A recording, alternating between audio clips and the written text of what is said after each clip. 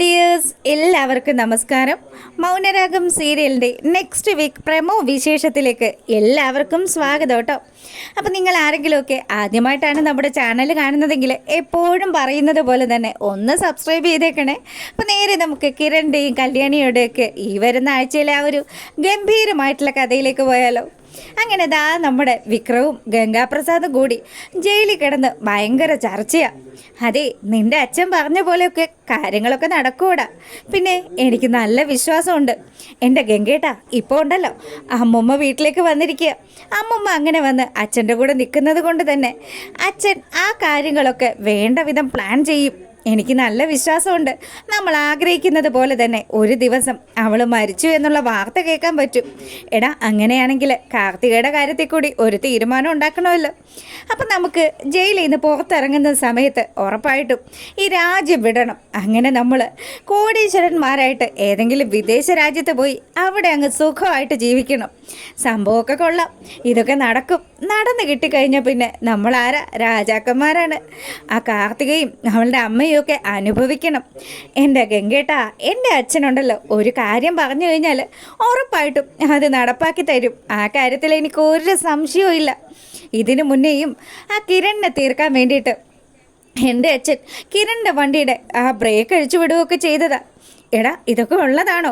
അതേന്നേ, എൻ്റെ അച്ഛൻ നല്ല ഒന്നാം തരം ഒരു മെക്കാനിക്കാ. അച്ഛൻ അന്ന് അങ്ങനെ ഒരു കാര്യം ചെയ്തു. പക്ഷേ നിർഭാഗ്യം വെച്ചാൽ അത് ആ ഒരു കെണിയിൽ പെട്ടത് ഞാനായിരുന്നു. അങ്ങനെ എനിക്ക് കുറച്ചു കാലത്തേക്ക് സംസാരശേഷിയൊന്നും ഇല്ലായിരുന്നു. ദൈവമേ, അപ്പം ചക്കിന് വെച്ചത് കൊക്കിന് കൊള്ളുമോ? ഇവിടെ എന്തായാലും അങ്ങനെയുള്ളൊരു സംഭവമേ നടക്കാൻ പോകുന്നില്ല. അമ്മുമ്മ വിളിച്ചു കഴിഞ്ഞാൽ അവൾ എങ്ങോട്ടാണെങ്കിലും വരും. ഇപ്പം അമ്മുമ്മയെ അവൾക്ക് അത്രയ്ക്ക് വിശ്വാസമാണ്. അതുകൊണ്ട് തന്നെ അച്ഛനും അമ്മുമ്മയും കൂടി ഇച്ചിരി സ്നേഹത്തിൽ കല്യാണി വിളിച്ചു കഴിഞ്ഞാൽ കല്യാണി ഉറപ്പായിട്ടും അവർ വിളിക്കുന്ന വഴിക്ക് വരും എന്നുള്ള കാര്യത്തിൽ എനിക്കൊരു സംശയവും ഇല്ല. അങ്ങനെയാണെങ്കിൽ അങ്ങനെ വന്നു കഴിഞ്ഞാലുണ്ടല്ലോ, അമ്മുമ്മ ഉണ്ടാക്കി വെച്ചിരിക്കുന്ന ഭക്ഷണങ്ങൾ അത് കുറച്ച് അവൾക്ക് കൊടുത്തും വിടും, കുറച്ച് അവിടെ ഇരുത്തി അവളെ തീറ്റിക്കുകയും ചെയ്യും. അങ്ങനെ കഴിക്കുന്ന ആൾക്കാരൊക്കെ ഡിമ്മ്. അതോടുകൂടി നമ്മളെല്ലാവരും ആഗ്രഹിക്കുന്നത് പോലെ തന്നെ ആ സ്വത്തുക്കളൊക്കെ നമ്മുടെ കയ്യിലും വരും. സംഗതിയൊക്കെ കൊള്ളാം, പൊളിക്കും. അങ്ങനെ ഇവിടെ ഈ കാര്യങ്ങളൊക്കെ ഇവന്മാർ ചർച്ച ചെയ്തുകൊണ്ട് നിൽക്കുക. സമയമാണെങ്കിൽ നമ്മുടെ മൂങ്ങ മുത്തശ്ശിയും പ്രകാശനും കൂടി അത്താഴമൊക്കെ കഴിച്ചുകൊണ്ടിരിക്കുക. വലിയ സന്തോഷത്തിലാണ് പ്രകാശനുള്ളത്. അങ്ങനെ പ്രകാശൻ ഭക്ഷണം കഴിച്ചതിന് ശേഷം അമ്മയോട് പറഞ്ഞു, അമ്മേ, നാളെ തന്നെ കുറച്ച് ഭക്ഷണങ്ങളൊക്കെ അമ്മ ഉണ്ടാക്കണം. നമുക്ക് കല്യാണിയെ വിളിക്കാം. എടാ മോനെ, ഇപ്പം നാളെ എന്ന് പറഞ്ഞാൽ അവൾ നമ്മൾ വിളിച്ചു കഴിഞ്ഞാൽ വരുമോ? വരും അമ്മേ. പിന്നെ അമ്മയോട് ഞാനൊരു കാര്യം പറയാൻ വിട്ടു. ഇതെന്താണെന്ന് അമ്മയ്ക്ക് അറിയോ? അങ്ങനെ പ്രകാശൻ തൻ്റെ കയ്യിൽ കരുതിയിരുന്ന ആ വിഷക്കുപ്പി എടുത്ത് മൂങ്ങ മുത്തശ്ശിയെ കാണിച്ചു കൊടുക്കുക. എടാ, ഇതെന്താടാ ഇത്? എന്തെങ്കിലും മരുന്നാണോ? നീ കഴിക്കുന്നതാണോ എന്ന് മൂങ്ങ ചോദിച്ചു. എൻ്റെ അമ്മേ, ഇത് മരുന്നൊന്നും അല്ല. ഇതൊരല്പം ഉള്ളിൽ ചെന്ന് കഴിഞ്ഞാൽ പിന്നെ അതോടുകൂടി ആള് ക്ലോസ് ആവും. അതുകൊണ്ട് ഇത് എടുക്കുമ്പോൾ സൂക്ഷിച്ച് വേണം എടുക്കാനായിട്ട്. അല്ല, നീ എന്തിനാ ഇപ്പം ഇതൊക്കെ കണ്ട് നടക്കുന്നത്? അതെ, ഞാൻ ഇത് കൊണ്ട് നടക്കുന്നതിന് പിന്നിൽ മറ്റൊരു ഉദ്ദേശമുണ്ടമ്മേ. അമ്മ ആ കല്യാണിയെ ഈ വീട്ടിലേക്ക് വിളിച്ചുകൊണ്ട് വരാമെന്ന് പറഞ്ഞില്ലേ? അങ്ങനെയാണെങ്കിൽ അവൾക്ക് ഇഷ്ടമുള്ള ഫുഡൊക്കെ അമ്മ ഉണ്ടാക്കണം. ആരും അറിയാതെ ഞാൻ അവളെ തീർത്തോളാം. എടാ, നീ എന്തൊക്കെയാ ഈ പറയുന്നത്? കല്യാണി മോളെ കൊല്ലാനാണോ നിൻ്റെ ഉദ്ദേശം? അമ്മേ, ഇത്രയും നാളും അവളങ്ങ് ജയിച്ചു പോയില്ലേ? ഇനിയും അവളെ അങ്ങ് വാഴാൻ അനുവദിച്ചു കഴിഞ്ഞാൽ എങ്ങനെ ശരിയാവാനാ? അവളും അവളുടെ ഭർത്താവും പിന്നെ എൻ്റെ ഭാര്യ ദീപയും എല്ലാവരും അവസാനിക്കണം. എനിക്കത് കാണണം. എൻ്റെ മകൻ ജയിലിൽ കിടക്കുക. അവനെ സന്തോഷിപ്പിക്കാൻ വേണ്ടിയിട്ട് ഇനി ഈ ചുരുങ്ങിയ കാലം കൊണ്ട് എനിക്കിത് മാത്രമേ ചെയ്തു തീർക്കാൻ പറ്റുള്ളൂ. എന്നാലും പ്രകാശ, അതിച്ചിരി കടുങ്കൈയായി പോയില്ലേടാ? ഒരു കടുങ്കൈ ആവില്ല അമ്മ. ഞാൻ പറയുന്നത് പോലെ തന്നെ അവളെ ഒന്ന് ഈ വീട്ടിൽ എത്തിച്ചു തന്നാൽ മതി. അങ്ങനെ പ്രകാശൻ ഈ കാര്യങ്ങളൊക്കെ പറഞ്ഞു. അമ്മയാണെങ്കിൽ അർദ്ധസമ്മതം മൂളി നിൽക്കുക. ഈ ദുഷ്ടനെ ഇനി ജീവിക്കാൻ വിട്ടു കഴിഞ്ഞാൽ അത് ശരിയാവില്ലല്ലോ എന്ന് മൂങ്ങ മുത്തശ്ശിയും മനസ്സിലാലോചിക്കുക. അങ്ങനെ നമ്മുടെ പ്രകാശൻ അമ്മയോട് ഗുഡ് നൈറ്റും ഒക്കെ പറഞ്ഞ് വലിയ കാര്യത്തിന് പോയി കിടക്കുക. അങ്ങനെ അവൻ ഉറങ്ങിയെന്ന് മനസ്സിലാക്കിയതിന് ശേഷം നമ്മുടെ മൂങ്ങ മുത്തശ്ശിയാണെങ്കിലോ ചില കാര്യങ്ങളൊക്കെ മനസ്സിൽ പ്ലാൻ ചെയ്തിട്ട് തന്നെയാണ് പ്രകാശിൻ്റെ ഒപ്പം വന്ന് കൂടിയിരിക്കുന്നത്. അങ്ങനെ എന്തായാലും നാളെ നേരം പുലർന്നു കഴിഞ്ഞാൽ ഇവൻ കല്യാണി മോളെ കൊല്ലുമെന്നല്ലേ പറഞ്ഞിരിക്കുന്നത്. അങ്ങനെയുള്ള അവൻ നാളെ നേരം പുലരാനായിട്ട് അവനെ അനുവദിച്ചുകൂടാ. അവൻ്റെ അവസാനത്തെ രാത്രിയായിരിക്കണം ഇത്. ഇന്ന് ഒരമ്മ എന്നുള്ള നിലയിൽ ഞാൻ ശരിക്കും എല്ലാ അർത്ഥത്തിലും ഞാൻ അത് തെളിയിക്കണം. എൻ്റെ കൊച്ചുമോളെ കൊല്ലാനായിട്ട് ഈ ദുഷ്ടൻ വന്നു കഴിഞ്ഞാൽ ഒരിക്കലും അതെനിക്ക് അംഗീകരിക്കാൻ പറ്റില്ല. അത്രയും തങ്കപ്പെട്ട സ്വഭാവമുള്ള മോളാണ് എൻ്റെ കല്യാണി മോളെന്നൊക്കെ ആലോചിച്ച് പ്രകാശൻ്റെ അടുത്തേക്ക് ദാ ഒരു വടിയായിട്ട് വരിക നമ്മുടെ മൂങ്ങമുത്തശ്ശി. അത്യാവശ്യം കുഴപ്പമില്ലാത്ത നമ്മുടെ വിക്രമാദിത്യൻ കാർത്തികയുടെ തലമണ്ട അടിച്ച് പൊട്ടിക്കാൻ നോക്കിയ ആ ഇരുമ്പോടി തന്നെയാണ് മൂങ്ങയുടെ കൈവശം ഉള്ളത്.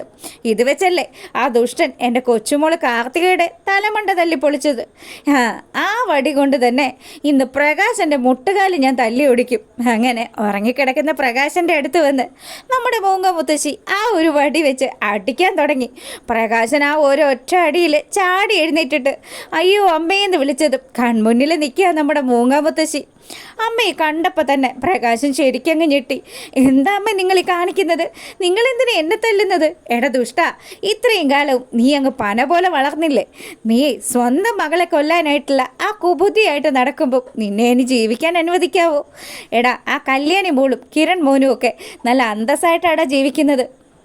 നീ വളർത്തിയ നിന്റെ മകൻ മാത്രമേ നശിച്ച് നാറാണക്കല്ല് പിടിച്ചിട്ടുള്ളൂ. ദേ നിങ്ങൾ എന്തൊക്കെയാ ഈ പറയുന്നത്? അതേടാ, ഞാൻ പറയുക മാത്രമല്ല ഞാൻ പ്രവർത്തിക്കുകയും ചെയ്യും. ഇത്രയും കാലവും നിന്നെ വളർത്തിയതിനൊക്കെ ഞാനിപ്പം നാണിക്കുകയാണെന്നൊക്കെ പറഞ്ഞു നമ്മുടെ മൂങ്ങമുത്തശ്ശി പ്രകാശനെ നല്ല രീതിയിൽ അങ്ങ് പെരുമാറി. പ്രകാശനാണെങ്കിൽ നിലവിളിക്കുക, നിന്നെ ഞാൻ ആശുപത്രിയിലൊക്കെ കൊണ്ടുപോകും. പക്ഷേ നീ ഇനി രണ്ട് കാലയിൽ എഴുന്നേറ്റ് നടക്കരുത് പ്രകാശ. നീ നടക്കുകയാണെങ്കിൽ ഇനിയും നീ ജയിലിൽ പോയി നിന്റെ മകനെ കാണാൻ അവനെ കണ്ട് നീ കാര്യങ്ങളൊക്കെ ഫിക്സ് ചെയ്യാനും ഒക്കെ സാധ്യതയുണ്ട്.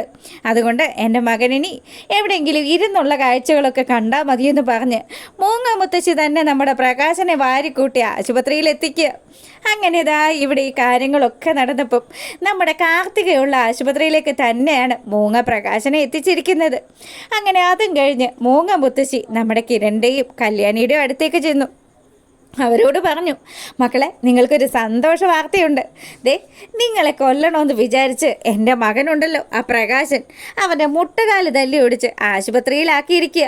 അപ്പം മൂങ്ങ പറയുന്ന കാര്യങ്ങളൊക്കെ കേട്ട് കഴിഞ്ഞപ്പോൾ കിരണിനും കല്യാണിക്കും ഒക്കെ വലിയ സന്തോഷമായി. അയാൾക്ക് കിട്ടേണ്ടത് തന്നെയാണ് കിട്ടിയിരിക്കുന്നത്. എന്തായാലും എൻ്റെ കല്യാണി നിൻ്റെ അമ്മൂമ്മയ്ക്ക് ഇപ്പോൾ വിവരം വെച്ചല്ലോ, അതിൽ വലിയ സന്തോഷമുണ്ടെന്ന് കിരൺ പറയുക. അല്ല അങ്ങനെയാണെങ്കിൽ അയാൾ ആ കിടപ്പ് കിടക്കുന്നത് നമുക്കൊന്ന് പോയി കാണണ്ടേ കിരണേട്ടാന്ന് കല്യാണി പറഞ്ഞു. അങ്ങനെ നമ്മുടെ കിരണും കല്യാണിയും കൂടി പ്രകാശം കിടക്കുന്ന ആശുപത്രിയിലേക്ക് എത്തുക. അപ്പോൾ പ്രകാശനാണെങ്കിൽ വേദന കൊണ്ട് പൊളഞ്ഞു കിടക്കുന്നു. അപ്പുറത്തെ റൂമിൽ നമ്മുടെ കാർത്തികയുണ്ട്. ലക്ഷ്മിയമ്മയാണെങ്കിൽ കാർത്തികയെ കാണാനായിട്ട് ആശുപത്രിയിൽ എത്തിയിട്ടുമുണ്ട്. അങ്ങനെ നമ്മുടെ ലക്ഷ്മി അമ്മയോട് കിരണും കല്യാണിയും കൂടി പോയി പ്രകാശൻ്റെ മുട്ടുകാല് തല്ലി ഒടിച്ച ഭാനുവമ്മ ആ ഒരു കാര്യങ്ങളൊക്കെ ചെയ്തു എന്നൊക്കെ അവരോട് പറഞ്ഞു മനസ്സിലാക്കുകയാണ്. അപ്പം കാർത്തികയുടെ തലമണ്ട തല്ലി പൊളിച്ചതും കാർത്തികയെ ഈ അവസ്ഥയിലേക്ക് തള്ളിവിട്ടതും വിക്രമാണെന്ന് മനസ്സിലാക്കി ആ ഒരു ദേഷ്യത്തിലിരിക്കുന്ന നമ്മുടെ ലക്ഷ്മിയമ്മയാണെങ്കിൽ എന്തായാലും ആ ദുഷ്ടനെ പോയിന്ന് കാണണം. എൻ്റെ കുഞ്ഞു മരിച്ചിട്ടില്ല, എൻ്റെ കുഞ്ഞ് ജീവനോട് കൂടി ഇരിക്കുന്നുണ്ടെന്ന് അവനൊന്ന് കണ്ട് മനസ്സിലാക്കട്ടെ. അങ്ങനെ നമ്മുടെ കാർത്തിക വയ്യാണ്ടിരിക്കുന്ന കാർത്തികയും കൂട്ടിയിട്ട് പ്രകാശം കിടക്കുന്ന ആ റൂമിലേക്ക് കിരണും കല്യാണിയും അതുപോലെ ലക്ഷ്മിയമ്മയും കൂടി എത്തുക. ഇവരെയൊക്കെ കണ്ടു കഴിഞ്ഞപ്പം നമ്മുടെ പ്രകാശൻ്റെ സകല നിയന്ത്രണവും വിട്ടു. നീയൊക്കെ എന്തിനാ എന്നെ കാണാൻ വന്നേന്ന് പ്രകാശൻ ചോദിക്കുക. അപ്പോഴത്തേക്കിനും നമ്മുടെ ലക്ഷ്മിയമ്മ പറഞ്ഞു, എടാ നീ ഈ കിടക്കയിൽ കിടക്കുന്നത് കാണാൻ എനിക്ക് എത്രമാത്രം സന്തോഷമുണ്ടെന്നറിയാവോ? നീ നിൻ്റെ മകനും കൂടി എൻ്റെ മകളെ ഈ അവസ്ഥയിലാക്കി. നീ എപ്പോഴും ചിന്തിക്കേണ്ടുന്ന ഒരു കാര്യമുണ്ട് പ്രകാശ. നീ ചെയ്ത് കൂട്ടുന്നതിനൊക്കെ നിൻ്റെ മകനും നീയും ഒക്കെ സ്പോട്ടിൽ അനുഭവിക്കും. അതല്ലെങ്കിൽ ഈ നിൽക്കുന്ന കിരൺ നിന്നെയൊക്കെ തീർക്കും എന്നുള്ള രീതിയിലൊക്കെ നമ്മുടെ ലക്ഷ്മിയമ്മ പറയുക. അപ്പം മൂങ്ങമുത്തശ്ശിയും വന്നു. കണ്ടില്ലേ മക്കളെ, ദേ ഇവൻ കിടക്കുന്ന കിടപ്പ് ഇനി ഇവൻ എന്തായാലും അടുത്ത കാലത്തൊന്നും നിങ്ങളുടെ ജീവിതത്തിലേക്ക് വലിഞ്ഞു കയറി വരില്ല, നിങ്ങളെ ആരും ഉപദ്രവിക്കുകയില്ല എന്ന് നമ്മുടെ മൂങ്ങ പറയുക. ഇത് കേട്ടപ്പം കല്യാണി പറയുന്നുണ്ട്, ഇയാൾക്കൊരല്പമെങ്കിലും ജീവനുണ്ടെങ്കിൽ അയാൾ ഇഴഞ്ഞു വന്നിട്ടാണെങ്കിലും നമ്മളെ കൊല്ലാനൊക്കെ നോക്കും.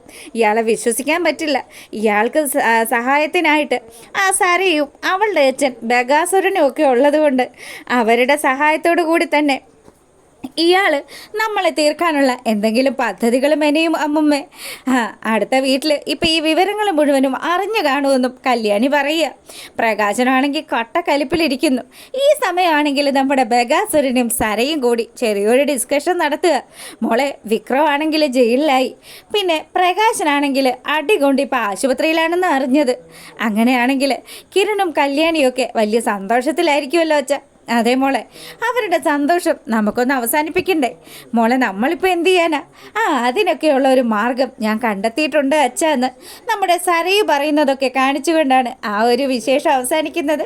അപ്പോൾ എന്തായാലും കിരണിനെയും കല്യാണിയെയും തീർക്കാൻ വേണ്ടിയിട്ട് സരയു എന്തൊക്കെയോ ചില ഐഡിയാസൊക്കെ കണ്ടെത്തിയിട്ടുണ്ട്. ഇതൊക്കെ നടക്കുമോ ഇല്ലയോ എന്നുള്ള ആ ഒരു വിശേഷമൊക്കെ ആയിട്ട് വരാം. അതുവരെ എല്ലാവർക്കും നല്ലൊരു രാത്രി ആശംസിച്ചുകൊണ്ട് ഇന്നത്തെ വീഡിയോ വൈൻഡപ്പ് ചെയ്യാണ്. അപ്പോൾ ഓക്കെ, താങ്ക് യു.